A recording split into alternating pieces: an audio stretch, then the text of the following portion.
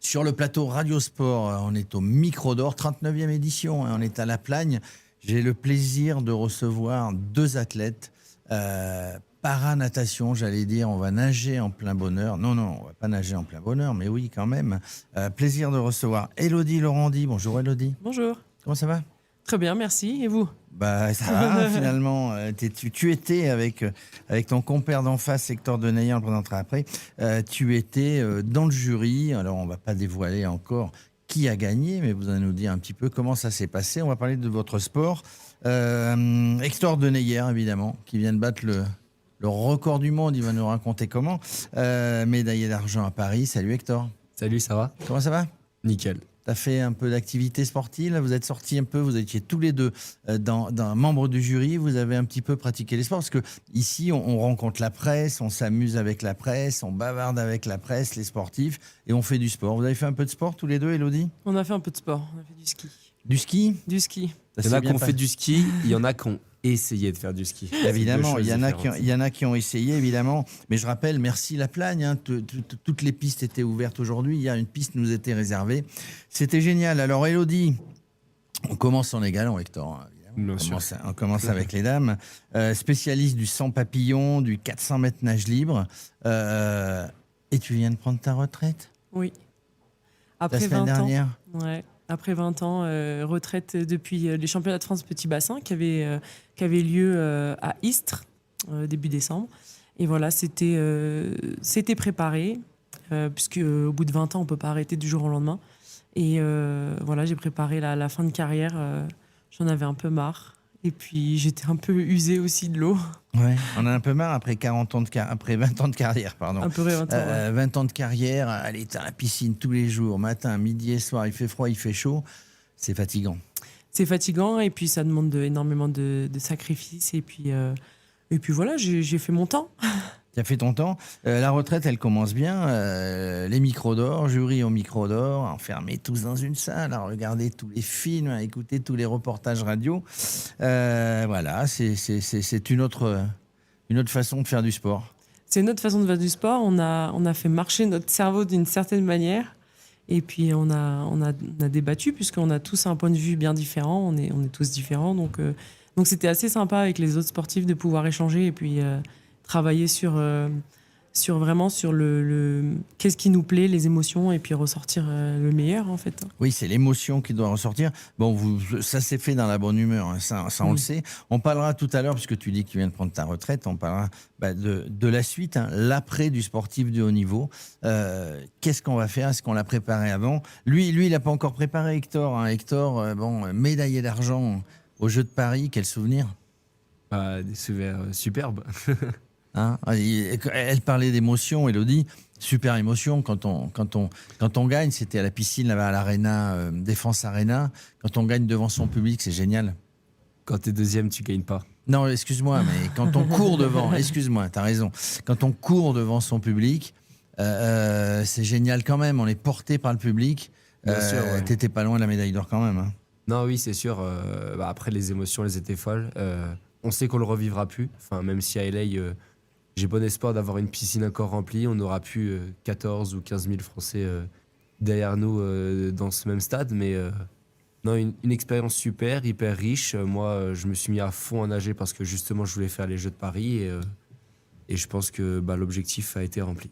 Et quand on termine comme ça, on termine sur une belle médaille d'argent, quoi qu'il arrive. On n'a pas gagné, excuse-moi, du lapsus. Mais est-ce qu'on a envie de se remettre dans la piscine tout de suite derrière ? Tu disais hier que c'est pas facile. J'ai pas fini sur l'argent parce que j'ai fait une de bronze derrière. D'accord. Sur le 204 nage. Mais ouais, on s'est pris 2 mois de vacances. Mais le premier entraînement, tu fais un aller-retour et je me suis arrêté et je me dis, ça sert à rien. Pourquoi je fais ça ? C'est inutile.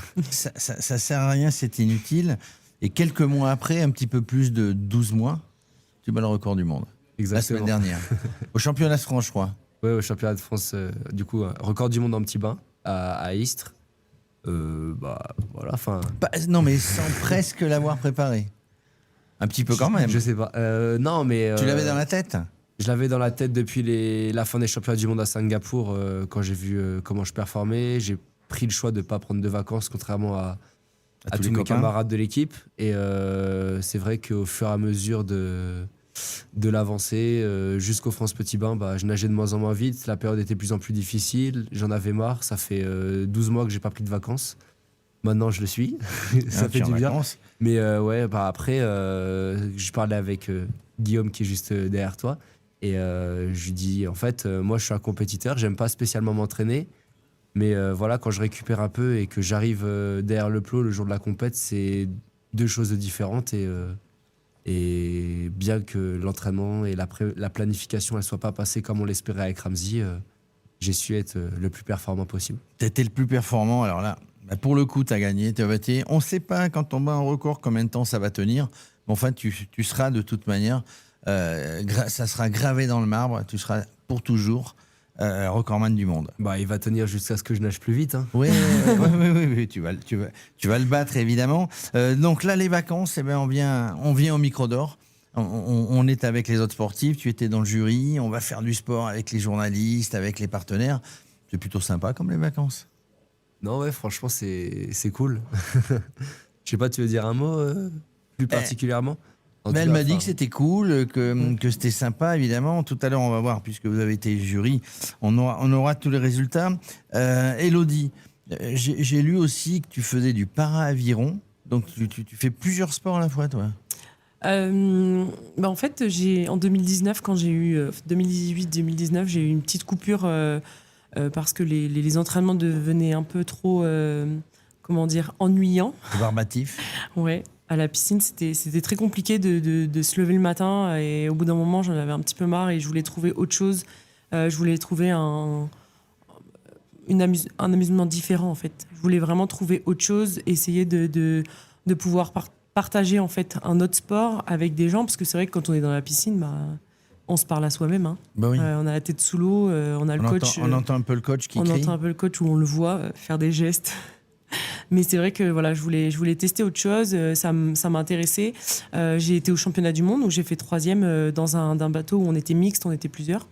J'ai qualifié la coque pour Tokyo parce qu'en fait en aviron on qualifie d'abord le bateau avant de qualifier les athlètes. Après, on ne sait pas qui sera sur le... Exactement. Et donc c'est vrai que c'était vraiment c'était amusant et au bout d'un moment je me suis un petit peu perdue parce que je me suis pas trop retrouvée après avoir fait plusieurs jeux, plusieurs médailles.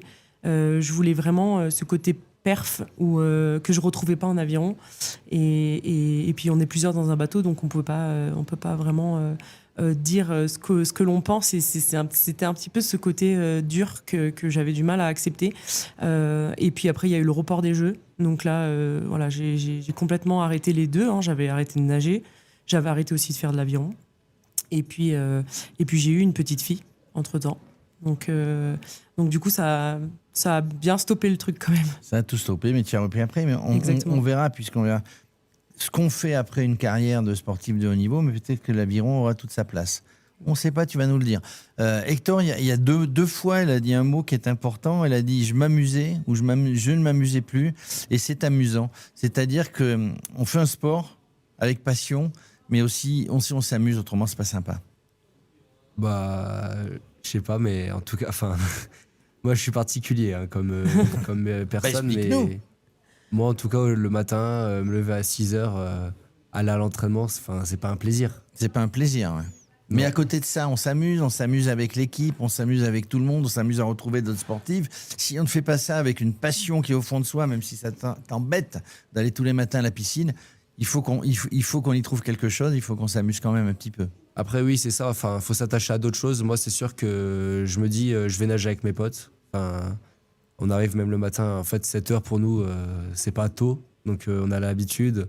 On rigole et puis de plus en plus on essaye de se taquiner, d'avoir beaucoup d'humour entre nous pour en fait faire passer ces moments-là qui sont chiants pour des bons moments.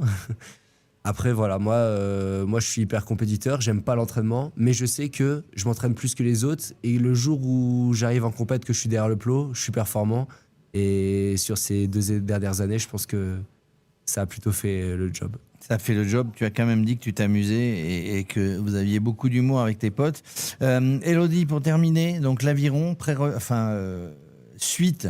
Et donc, on arrête la carrière de sportif de haut niveau. Bah, derrière, il faut bien faire quelque chose. On va s'occuper, on va aussi gagner sa vie. Donc l'aviron a peut-être une petite place. Oui, l'aviron a une grande place même, puisque c'est un projet futur. J'ai déjà été contactée pour rentrer dans les bateaux en équipe de France, mais je leur ai dit mollo lastico, parce que alors ça, c'est l'expression de ma fille, voilà.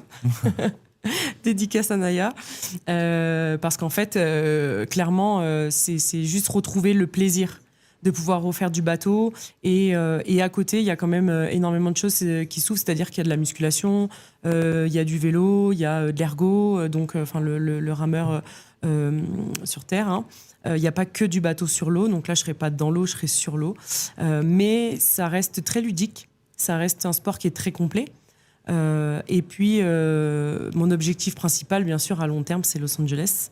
Il y a des bateaux qui se sont ouverts, qui n'existaient pas avant, dont le 2 de couple, donc avec un garçon qui a déjà fait des Jeux Olympiques et qui malheureusement a eu une maladie et maintenant est dans le bateau, dans le double. Donc mon but, c'est de pouvoir monter dans le bateau avec lui et de pouvoir aller chercher une belle médaille à LA. Ça serait vraiment quelque chose en tout cas, que j'ai au fond de mon cœur et que j'ai envie de mettre en place. Et puis, avant tout, à côté, je suis en train de mettre en place aussi ma vie, puisque je dois faire manger une petite fille quand même, accessoirement. Donc, je suis littérapeute. C'est libération des émotions et des énergies. C'est un travail vraiment profond.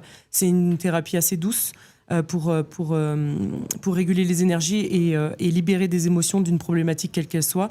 Donc là, j'ai un cabinet qui est en train de s'ouvrir sur Dijon, en sachant que je suis quand même sur Cannes, puisque je suis cannoise. Donc voilà, je fais un peu des allers-retours et puis et retrouver aussi Hector, mon chéri, à Dijon, pour pouvoir allier un peu tout ça, quoi. Eh ben, on va allier tout ça. Alors, quand on parlait de retraite, en fait, c'est plutôt une semi-retraite, hein. Et toi, tu as déjà, tu penses un petit peu à ce que tu feras après, quand vous voyez un petit peu les journalistes ici et tous les partenaires avec qui vous parlez, ça vous donne des envies, peut-être? Moi, je t'avouerai que je suis tellement dans mon objectif de Los Angeles que j'ai du mal à penser à côté, et c'est pas une bonne chose, je pense. Il faut savoir aussi réfléchir à l'après. Enfin, c'est pas le jour où ça arrivera qu'il faudra le faire, mais non, après, j'ai des idées, j'ai des pistes, j'ai envie de faire plein de choses dans ma vie. J'ai toujours dit, moi, je suis pas un nageur, je suis un homme qui aime faire des défis, donc le jour où je nagerai plus, je ferai d'autres défis, et que ce soit dans un job, que ce soit un autre défi sportif, je sais pas, mais j'ai plein de pistes dans ma tête. Tu as plein de pistes dans ta tête, donc il n'y a pas quelque chose de précis, mais forcément, vous ferez tous les deux quelque chose. Évidemment, j'ai bien compris que le prochain objectif, enfin, il y en a d'autres peut-être plus près, mais le prochain objectif mondial, c'est les Jeux de Los Angeles. On s'y prépare, on est déjà à fond la tête dedans. Physiquement, on commence à s'entraîner, on y va progressivement. Il y a des compétitions entre, mais en tout cas, j'ai bien compris que votre prochain objectif, c'était les Jeux Olympiques de Los Angeles, avec espoir évidemment pour tous les deux de nous ramener la médaille d'or, hein. Tu vas gagner, comme ça au moins je ne pourrais pas dire de bêtises. La médaille manquante. La médaille qui manque. Merci à tous les deux, merci Élodie. Beaucoup. Merci. Merci à toi, bonne soirée.